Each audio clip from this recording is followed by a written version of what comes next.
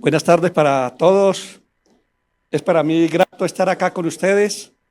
La Fundación Universitaria Alberto Melani la empecé a conocer este año y en mi vida profesional me ha ayudado muchísimo. Luego les cuento por qué.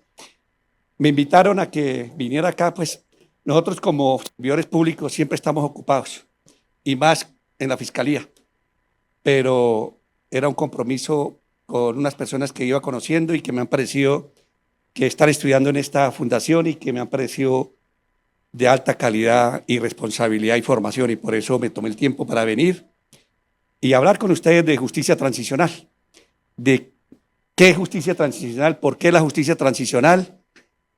Y cuando los miro a ustedes, pues digo, cuando empezó la justicia transicional en el año 2002, 2003, pues muchos no habían nacido, ¿no?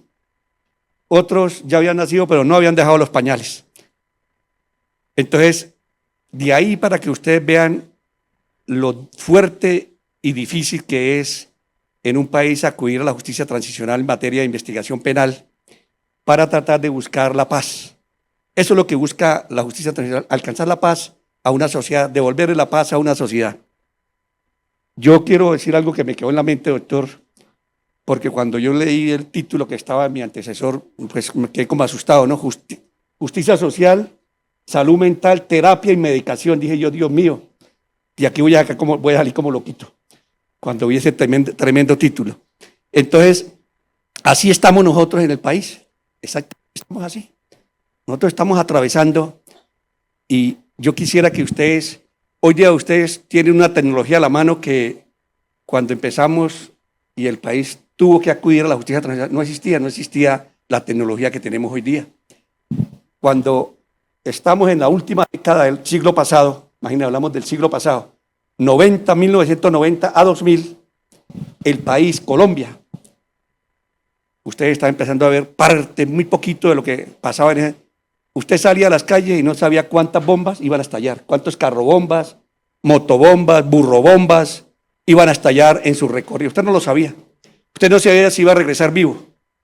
Y más los que estaban en los municipios lejanos, en las regiones lejanas, donde hacen presencia estas organizaciones criminales, que las que estaban en ese entonces aún siguen, las mismas, con otros nombres y haciendo lo mismo. Entonces, cuando estábamos en el año 90, 1900, 2000, el país tuvo que acudir antes de la justicia transicional, buscando la paz, buscando normalizar el país, buscando que el país no entrara por algo que llaman el Estado fallido, y es cuando no hay solución a todos los problemas que usted encuentra en la calle cuando sale después de su casa.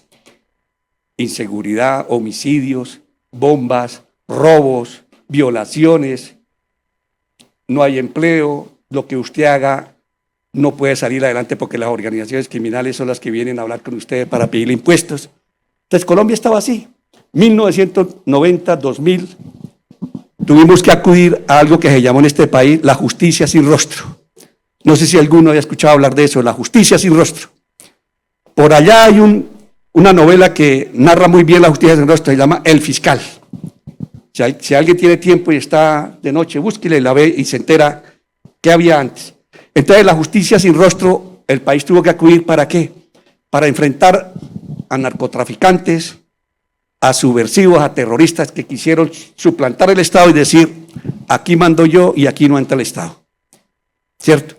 En ese entonces, Colombia, voy a citar aquí a México en algo, doctor, para Colombia, cuando salían las estadísticas de las ciudades más violentas del mundo y lo miraban por homicidio, tasa de 100,000 habitantes, Colombia tenía las 10 primeras ciudades.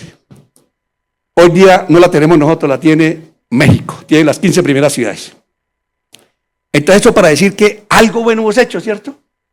No todo lo que hemos hecho es tan malo, porque salimos ya y dejamos una herencia terrible y ya otros estados están entrando a esa herencia tan terrible. Las 15 ciudades más violentas por homicidio, tasa de homicidio 100,000, las tiene México.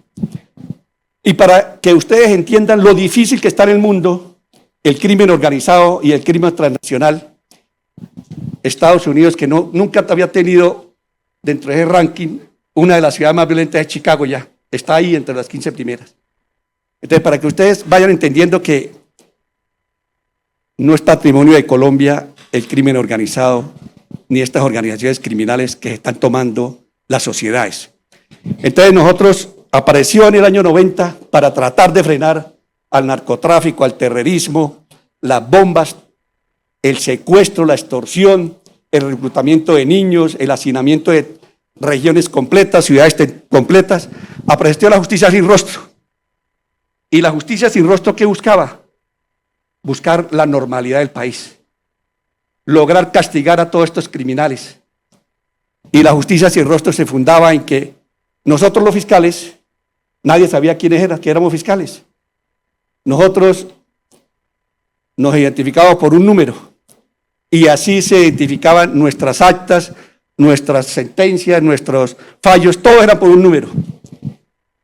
Y era tan fuerte el crimen organizado que, por ejemplo, en la unidad que yo empecé, que éramos 160 fiscales, más o menos quedamos al final 30. Los otros salieron del país y los otros fueron asesinados. Entonces, era algo que no era controlable por el Estado, o sea, el crimen organizado se desbordó. La criminalidad y la impunidad era el pan de todos los días. Año 1990-2000. Y el país, con la justicia sin rostro, avanzó bastante. Pero como todo lo bueno se acaba, ¿cierto? Y lo prohibió porque era que permanece más que lo bueno, no sabemos por qué, pero esa es una regla de la vida. De pronto el doctor aquí entra en la cabeza y me descubre a ver por qué es. Pero eso es lo que pasa. Lo prohibido permanece, lo bueno se acaba. Y la justicia sin rostro, que pudo, y en lo que ustedes hacen, que nos dieron herramientas, por ejemplo, hacer allanamientos sin que tuviéramos que fundamentar nuestros allanamientos, hacer interceptaciones solo con el convencimiento de que nosotros estábamos obrando de buena fe. Y todos nuestros actos eran reservados. Nosotros, para hablar con los criminales, era una pantalla, un distorsionador de voz, y nosotros atrás los veíamos a ellos, pero ellos no los veían a nosotros. Y cuando terminábamos nosotros de hacer una indagatoria que se llamaba esa diligencia donde hablábamos nosotros con los criminales, ya nuestra familia tenía un sufragio diciéndole, ya sé quién es el fiscal que me está llevando el caso. Entonces, ¿por qué es difícil y por qué un Estado acude a la justicia transicional? Porque tristemente las sociedades vale más a veces la corrupción, vale más a veces la codicia y vale más a nuestros intereses particulares. Entonces, cuando las sociedades van por ese camino, pues van mal. Y entonces nosotros en el año 1990-2000 se normalizó el país, volvimos a respirar, pero nos apareció otro flagelo más duro y igual de duro y más atacaba más a los comerciantes, a las personas de bien, que era el secuestro y la extorsión. En un año, en este país al final del siglo pasado, había más o menos 3.600 secuestros extorsivos en el país.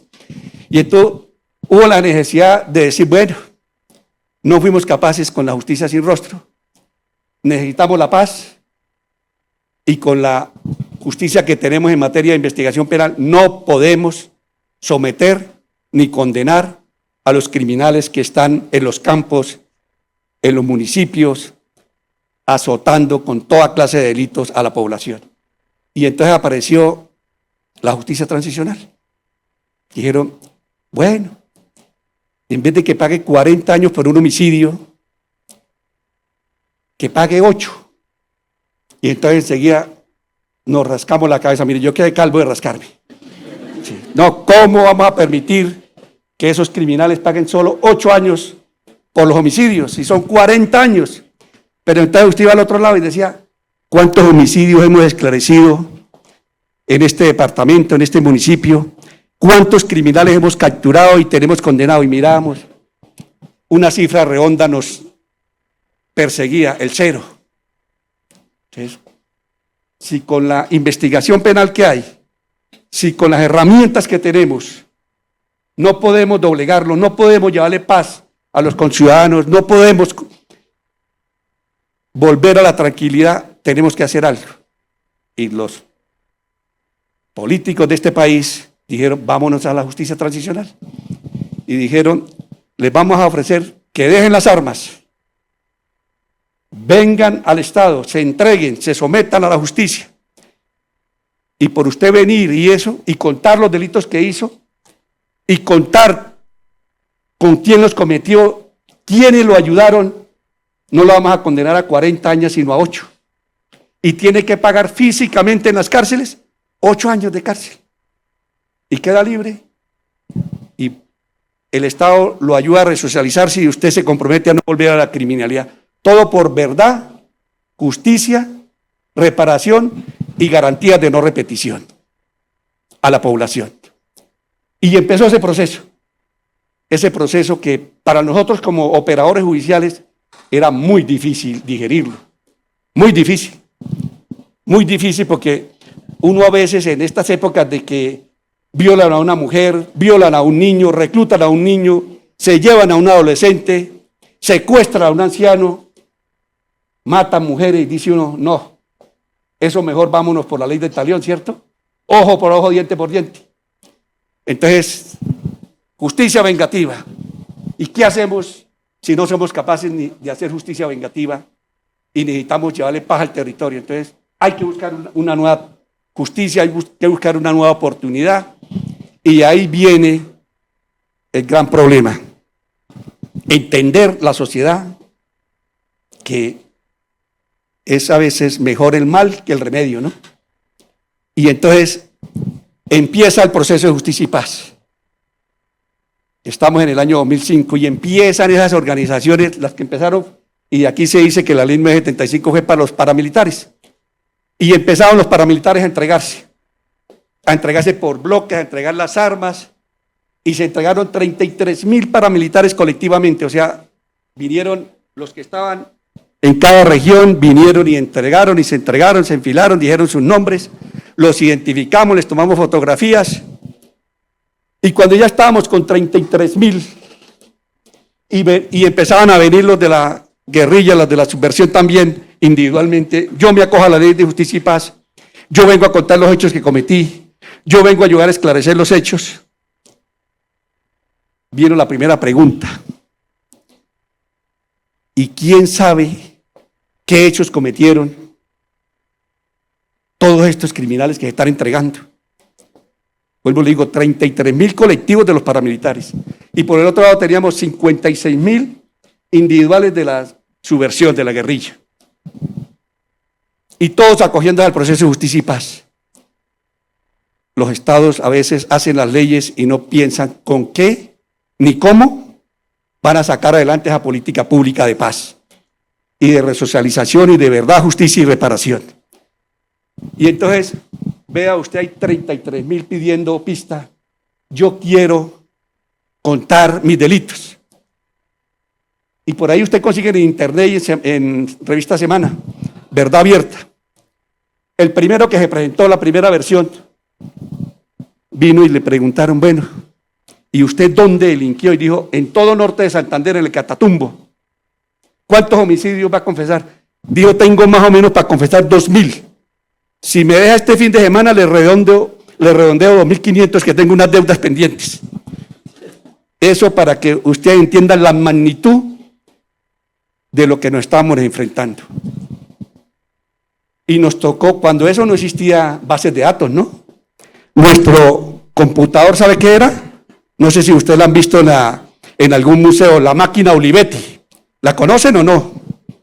Una máquina que es de grande como este baúl, con unas teclas y chusugrafié.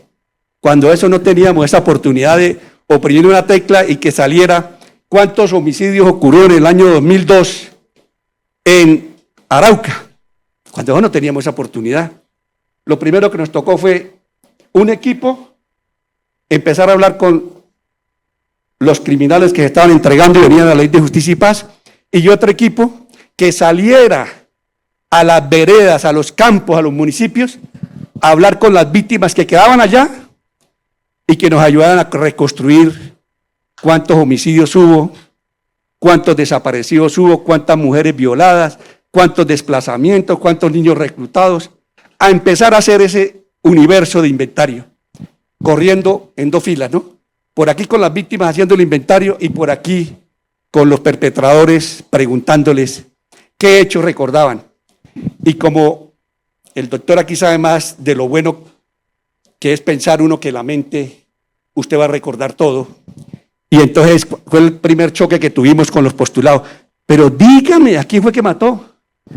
Pero si fue hace 20 años, ¿yo qué me voy a acordar? Y le estoy diciendo que maté 2.000, que maté 1.000.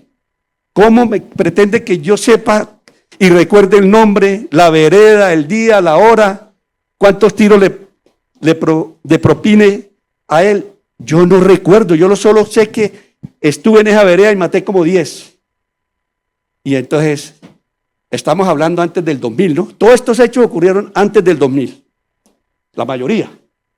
Y entonces, ¿qué es lo primero que nos piden de un homicidio? ¿Qué es lo primero que tenemos que llevarle a un juez en un homicidio? Ustedes estudian, ¿no? Bueno, allá dijo alguien el cuerpo. Ese fue nuestro primer gran problema. Cuando eso se decía que no había homicidio sin cuerpo. Ya gracias a Dios eso ya no se dice, ¿no? Hay homicidio así no haya cuerpo. Cuando eso, pero ¿cómo prueba usted que esa persona existió y que esa persona murió? El acta de levantamiento. El protocolo de necropsia. Y claro, eso pensábamos nosotros aquí, los citadinos, pero allá no se hacían levantamientos. Allá el levantamiento lo hacía el inspector de policía o el vecino o el cura, y no había dónde encontrar esas actas de levantamiento que ocurrieron en cada vereda, en cada corregimiento, ni en cada municipio. Qué problema tan difícil para empezar a establecer eso. Pero nos tocaba, porque de alguna forma, acuérdense que ustedes los que están estudiando, no hay tarifa legal, ¿no? Para probar un hecho, ¿no? No hay tarifa legal. Usted tiene libertad probatoria para llevarle al juez el convencimiento del hecho punible que le está demostrando. Pues nos tocó empezar a ver cómo lo hacíamos para demostrarle que la persona existió, que sí murió y quiénes la ejecutaron. Porque sin eso no podíamos salir. Y bueno, y entonces, por este lado, 33.000, ¿no? Y 56.000 de la subversión. Aspirantes a venir a la Ley de Justicia y Paz. Por el otro lado, nosotros buscando los hechos. Y fuimos, como les dije, a las veredas, corregimientos, a hablar con las víctimas. Leímos toda la prensa local, regional, para ver qué salía en la prensa. Y al final hicimos un inventario de alrededor de 300.000 hechos que probablemente habían cometido los miembros de los grupos paramilitares. 300.000 hechos. Entonces ahora dijimos, bueno, tenemos una tarea. Por este lado tenemos ¿cuántos? 300.000 hechos para preguntar.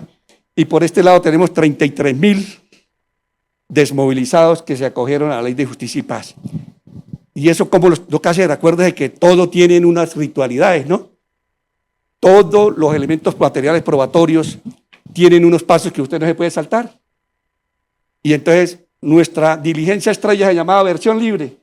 Sentarnos con los miembros de los grupos que aquí los bautizamos postulados y empezamos a preguntarles. Mire que en la vereda tal, y hicimos algo importante. En ese mar de trabajo dijimos, bueno, aquí lo primero que vamos a hacer es respirar y a ordenarnos. ¿Cuál sería la mejor metodología de trabajo que pudiéramos hacer? Hasta ese momento, la metodología de trabajo que utilizaba el país y el mundo, que lo sigue utilizando, se llama el reparto, ¿no? No sé si alguien les ha hablado del reparto.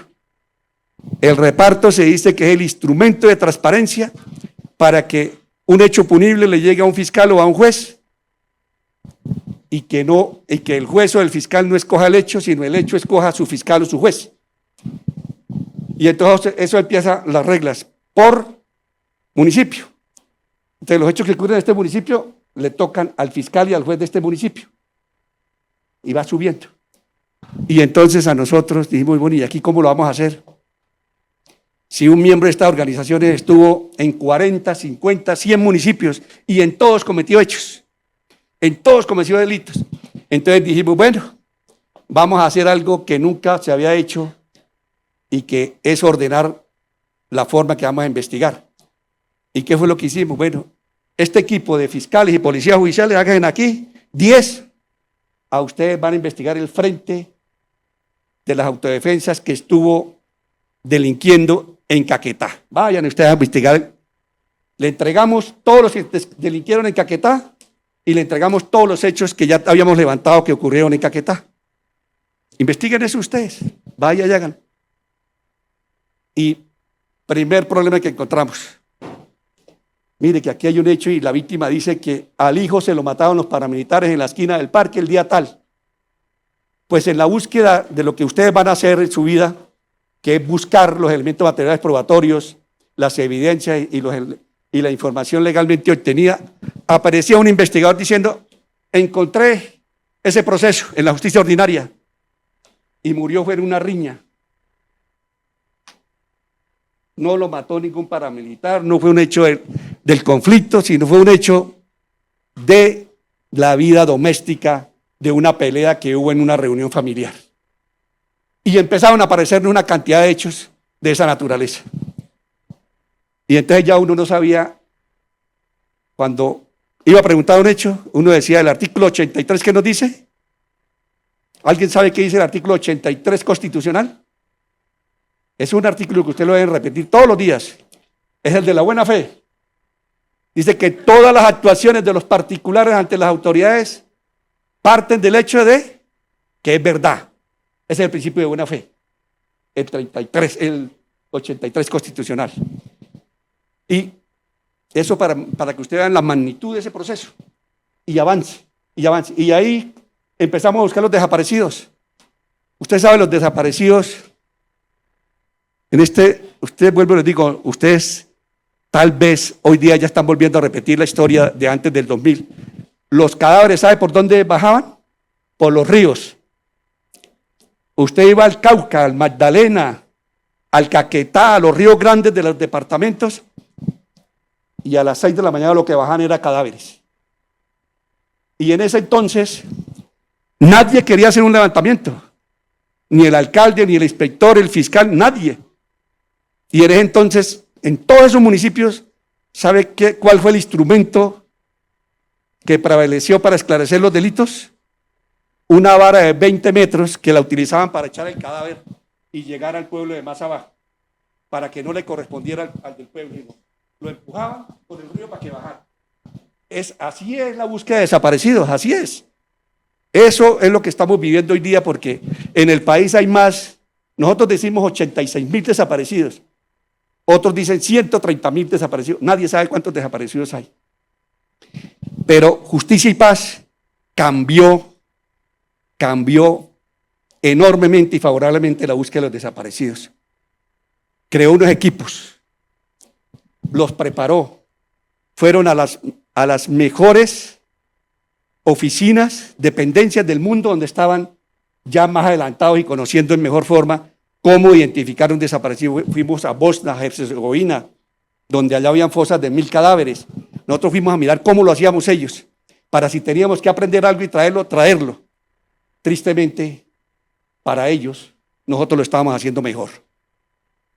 Y no hay un solo país en el mundo que en un proceso de justicia transicional ni en un proceso de justicia ordinaria haya recuperado lo que Colombia ha recuperado de sus desaparecidos en fosas, en ríos y en cementerios. En este proceso se han recuperado 12.600 cuerpos de desaparecidos, 12.600. Se han identificado ya 6.600 cuerpos y se le han devuelto a sus familiares esos cuerpos en las ceremonias que ellos construyeron, que las organizaciones de víctimas de desaparecidos construyeron. Cuando nosotros empezamos, ellos no querían hablar con nosotros, con el Estado, con la Fiscalía, no querían hablar. No nos miraban para nada. ¿Por qué? Porque hasta ese momento no había algo que es comunicación al mismo nivel entre víctimas de desaparición forzada y los encargados de buscar los desaparecidos. Y creamos unos equipos que estuvieran trazados por la humanidad. por entender que las víctimas tenían la razón. Ellos tenían la razón. Y este proceso tenía algo más. Hay un artículo que todos lo utilizamos, ¿no? Y lo vemos en las películas. Aquí es el 33 constitucional. Cuando a usted le van a decir algo en un proceso penal, ¿usted qué dice? ¿Tengo derecho a qué? A guardar silencio, ¿cierto? Tengo derecho a guardar silencio. Y con eso, ninguna autoridad ya puede preguntarle ni nada si usted, tengo derecho a guardar silencio. Ese es el 33 constitucional. Y además dice, usted no está obligado a declarar en contra de sí mismo, en contra de sus familiares del 4º grado de consanguinidad, ni el 2º civil. En Justicia y Paz se dijo, no señor, usted aquí viene y lo primero que hace es renunciar a ese derecho. Usted aquí a Justicia y Paz viene a contar la verdad. Y si no la cuenta la verdad, se va del proceso de Justicia y Paz. No tengo el dato, pero ya se han ido más de unos 600 criminales porque no dijeron la verdad, porque nos dijeron mentiras y se pudo comprobar. Entonces, el proceso de Justicia y Paz, en un momento, como hasta el año 2010, usted iba a las regiones donde estuvieron ellos, esos grupos delinquiendo, matando, secuestrando, reclutando, y usted encontraba tranquilidad. Nosotros íbamos y encontraba usted tranquilidad, pero siempre falta el centavo para el peso, ¿no? El Estado no fue capaz de garantizarle a esas comunidades la garantía de no repetición. Y es llegar con políticas públicas de inversión y llegar con seguridad para que los grupos no regresaran, se reciclaran y volvieran a los territorios a hacer lo mismo que es lo que están haciendo ahorita. Entonces, el proceso de Justicia y Paz hoy día, ¿qué les puedo decir que de ese proceso? Para terminar ya. Nosotros en Justicia y Paz le preguntábamos a un criminal, a todos esos que vinieron, ¿usted tuvo tratos con un político? ¿Sí o no? Sí. ¿Cómo se llama? ¿Qué fue lo que hizo? ¿Tiene pruebas? Sí, mire, tales y tales pueden testificar. Con eso le compulsamos copias a 126 miembros del Congreso, o sea, senadores y representantes a la Cámara. ¿Cuántos creen que van condenados al día de hoy? ¿Cuántos? Para desfortuna de nosotros y para decir que hubo cosas buenas, van 62 representantes de la Cámara y senadores condenados por lo que dijeron los paramilitares. Perdieron su currículum en el Congreso, faltó algo que no hizo la justicia ordinaria, fue quitarle sus bienes. Está pendiente ir por los bienes de esos congresistas y senadores. Gobernadores van 15 condenados y alcaldes, concejales, diputados, es un sinnúmero que están condenados. Empresarios, ¿quiénes financiaron y quiénes se favorecieron? ¿Cuál es la red de apoyo de ellos? Pues los empresarios. No todo le iba mal en esos territorios, a uno les iba muy bien. Oh, qué cosa tan extraña, ¿no? Y ahí ya un número grande de empresarios y terceros que financiaron a estos grupos y se aprovecharon de esos grupos para incrementar su patrimonio. Y por último, un trabajo enorme, porque si hay algo difícil en este país es encontrar dónde tienen los corruptos y los criminales los bienes, ¿no? Ustedes que están estudiando, ojalá encuentren maestros para cuando lleguen a estos cargos, es lo más que necesitamos. Lo más que necesitamos es quitarles los bienes a los corruptos, a los criminales, encontrar dónde lavaron sus activos, dónde los escondieron, quiénes se lo tienen. Es lo más que necesitamos para lograr la normalidad de un país y lograr la paz. Sin eso, no lo vamos a alcanzar. Si no recuperamos las finanzas para reparar a las víctimas y para reparar el tejido social que ellos quebrantaron, no vamos a poder adquirir la paz. Entonces, y les voy a dar un dato para que, ahí sí como dicen, el chisme a veces es bueno, ¿no? Cerca de aquí, en la 15 con 85 es, bajando, la 15 con 85. Ahí tumbaron 2 cuadras, ¿cierto? 2 manzanas. Van a hacer un proyecto enorme. La mitad de una de esas cuadras las tenemos nosotros con medida cautelar porque es de unos paramilitares. Ahí estamos en esa pelea. ¿Cuánto cree que valen esos bienes? Esos bienes valen más de 500.000 millones. Y ahí estamos en la pelea. Quitarle los bienes nos pone en riesgo nuestra vida, nuestra seguridad y la de nuestra familia.